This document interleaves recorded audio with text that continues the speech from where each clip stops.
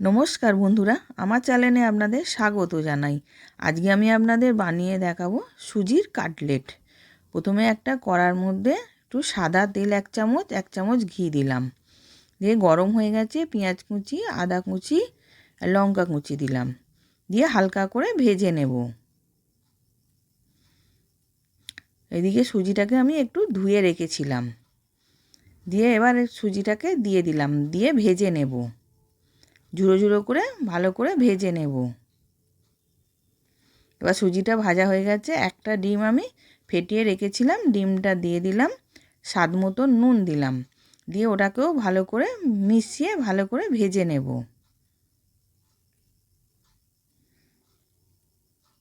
এবার ওটাও ভাজা হয়ে গেছে। এবার 1 চামচ গোলমরিচ গুঁড়ো দিলাম, দিয়ে ওটাকেও মিশিয়ে নেব।